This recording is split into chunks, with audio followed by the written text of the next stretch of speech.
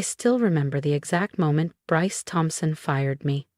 It was a late Wednesday morning in October 2016, the kind where the Seattle rain tapped rhythmically on the office windows, and I was deep in vendor performance reports, my desk a sea of color-coded tabs and procurement data. Then came the slam. No knock, no courtesy, just Bryce, barging in with his usual bravado, his tailored suit still damp from the drizzle outside, his expression tight with something that looked like anger, but felt more like performance. "Cali?" he barked, flinging a thick folder across my desk. It hit the edge of my keyboard and bounced, papers spilling out like an accusation. "We need to talk." My chest tightened, but I kept my voice even. I'd learned long ago that composure was my best armor. "Of course," I said, motioning to the guest chair across from me. He didn't sit. He stayed standing, looming, trying to assert dominance the way he always did, through silence, presence, pressure. "The board's agreed it's time to restructure leadership," he said, his voice clipped, rehearsed. "We're moving in a direction that requires more dynamic oversight. We need people who lead, not just process spreadsheets." I stared at him, unsure if I'd heard him right. "You're letting me go?" I asked, my voice low, controlled. Not weak, just stunned. He smiled, just slightly, a patronizing, satisfied little curl of the lip. "Let's not make this emotional," he said. "Your work's fine, Cali. But leadership, that takes vision, authority, charisma, things you've struggled to demonstrate. No performance review, no acknowledgement that my department had saved the company over $4 million 0 cents that quarter alone. Just him, delivering his verdict like I'd already been erased from the future." That moment is seared into my memory, the flicker of the fluorescent lights, the faint scent of pine from the air freshener Bryce insisted on, the silence that followed his words. I could have broken then, but I didn't. I looked him in the eye and said, steady as ever, "I see. May I ask what specifically led to this decision?" He didn't hesitate.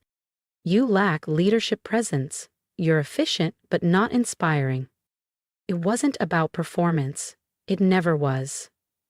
It was about control, image, and the fact that I didn't fit the mold. I was a 38-year-old woman who didn't play power games, and to him, that made me expendable. But he didn't know what I really owned. "Not yet." "I understand," I said calmly. Bryce squinted, visibly thrown. I think he expected a scene. Tears, a protest, something messy he could use to justify what he'd just done. But I'd spent most of my career learning how to stay composed in rooms dominated by ego. "I'll need your badge and company laptop by end of day," he said, already halfway to the door. "Your access will be revoked at 5 p.m. HR will handle your severance." I stood, extended my hand. "Thank you, Bryce. I appreciate the clarity." He paused, shook it. "Good luck out there," he muttered, with that smugness of a man who thought he'd won. As the door shut behind him, I sat back down slowly. My eyes landed on the framed photo on my desk. My dad, grinning as he cut the ribbon on Cascadia Logic's first downtown office, the same company Bryce had just released me from. But my hands didn't tremble. My breath stayed steady. If anything, I felt lighter. Because Bryce didn't know the truth. No one in that building did. 2 weeks ago, something fundamental changed, and I'd been waiting patiently, silently, for the right moment to act. I ran my finger along the frame and whispered, "You told me to wait, Dad, until the timing was right." And now, it was. Let me take you back a little so you'll understand why this moment mattered and how it triggered everything that followed. My father, Daniel Prescott, founded Cascadia Logic in the early 2000s. It started as a scrappy AI consultancy run out of a leaky co-working loft in Seattle's Capitol Hill neighborhood. Just him and 3 engineers, with big ideas and old laptops. But my dad believed in more than technology. He believed in people. He used to say, "Companies aren't code and cash flow. They're humans trying to build something that matters."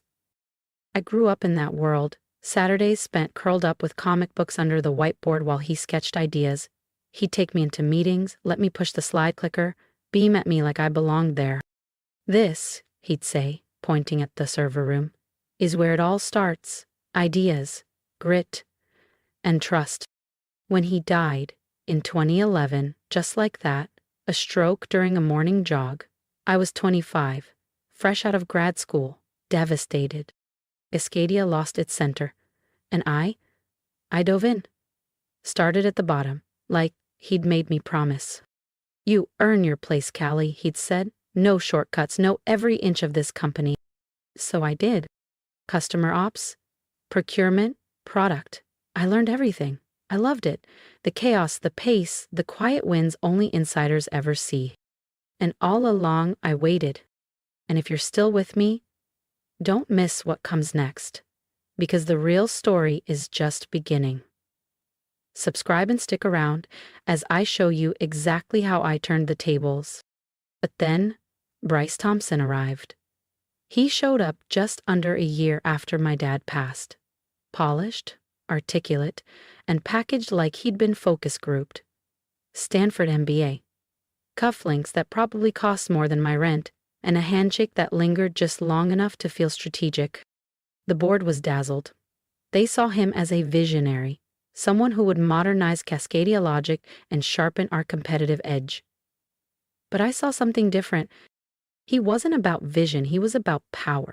He started quietly cutting departments he didn't understand, laying off senior engineers who'd helped build our original infrastructure.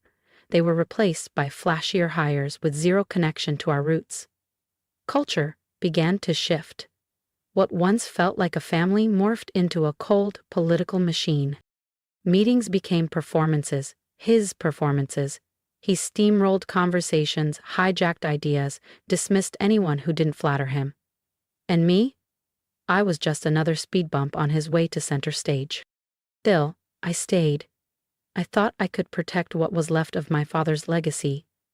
I led my team with the care my dad taught me, never shouting, never posturing, just showing up, working hard, and lifting others. I pitched bold strategies, like the time I proposed a hybrid AI integration model that would have slashed costs by 40%. Bryce dismissed it outright, called it too premature. A week later, he pitched the exact same plan to the board, word for word, as if it were his.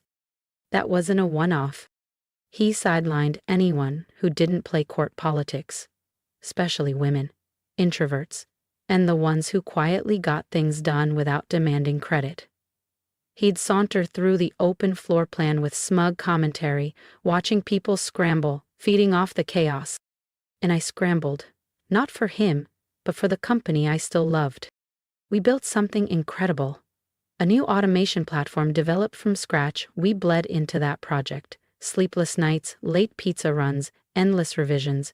But when it launched, it soared. Sales spiked. Tech blogs praised it. At the launch party, Bryce stood on stage, glass in hand, credit pouring from his lips. About himself.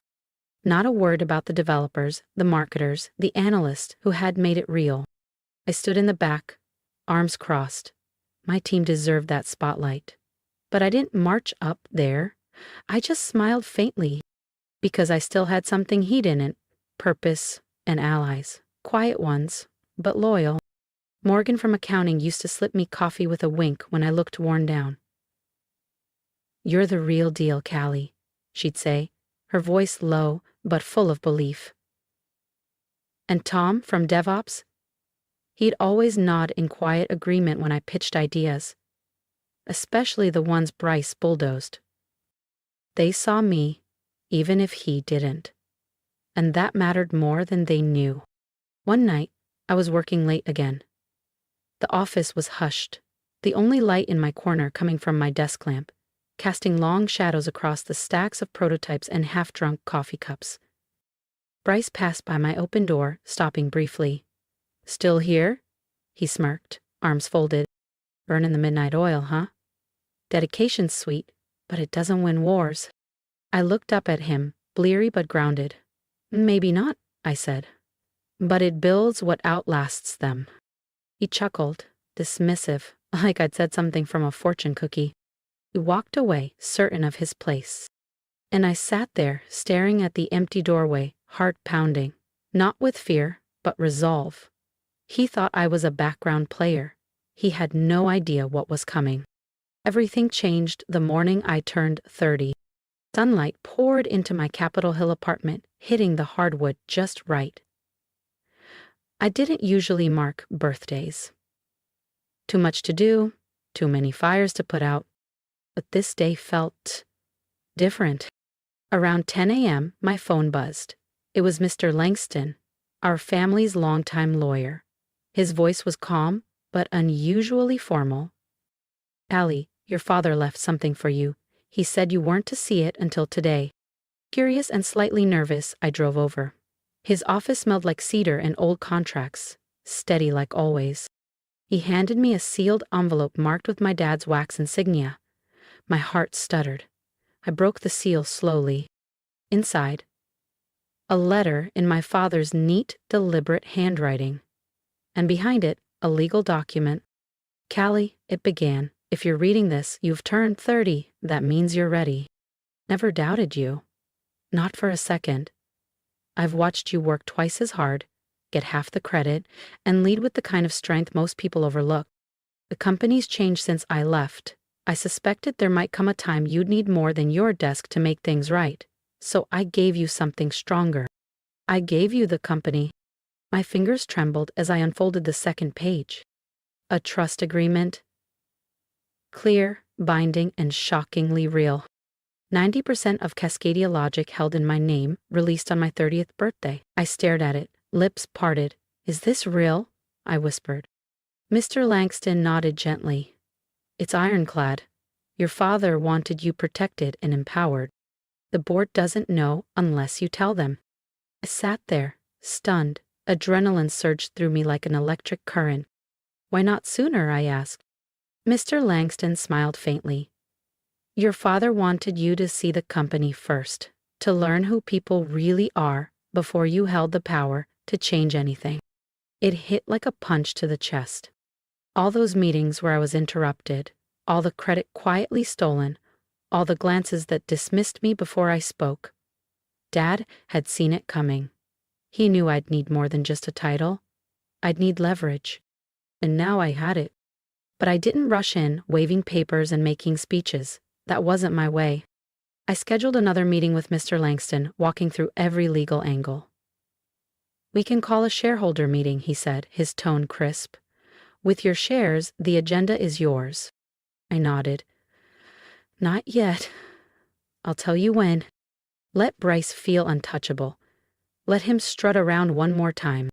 2 weeks later, he fired me, and unknowingly handed me the perfect opening. That afternoon, I sent the text, "It's time, prepare everything."